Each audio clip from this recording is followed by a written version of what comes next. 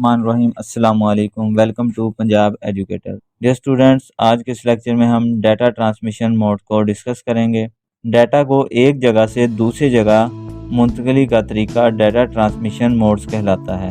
Data की मुंतकली के 3 तरीके हैं जिनको मोड्स कहते हैं।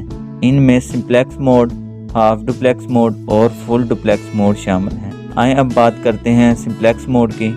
इसमें डाटा सिर्फ एक डायरेक्शन में मूव कर सकता है। इससे मुराद है कि जिन डिवाइस के दरमियान डाटा की मुंतकली का अमल हो रहा है, इनमें एक डिवाइस डाटे को भेजने की सलाहियत रखती है जबकि दूसरी डिवाइस डाटे को महफूज रखने की सलाहियत रखती है। सिंप्लेक्स मोड की मिसाल टेलीविज़न ब्रॉडकास्ट है।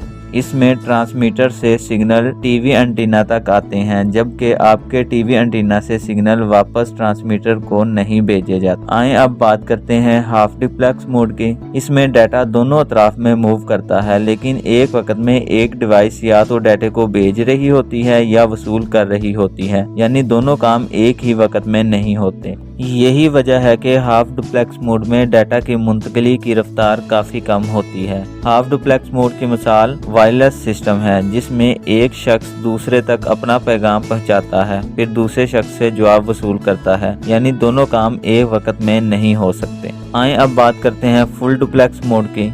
इसमें डाटा एक वक्त में दोनों तरफ मूव कर सकता है, यानी इसमें शामिल दोनों डिवाइसेस एक ही वक्त में डाटा भेजने और वसूल करने की सलाहियत रखती हैं। फुल डुप्लेक्स मोड में डाटा की मुंतकली तेज़ होती है क्योंकि यहाँ डाटा के बहाव को तब्दील करने में वक्त ज़ाया नहीं होता। फुल डुप्लेक्स मोड की मिसाल टेलीफोन है क्योंकि एक ही वक्त में फ़ोन कॉल करने वाले अफराद आपस में बात कर सकते हैं।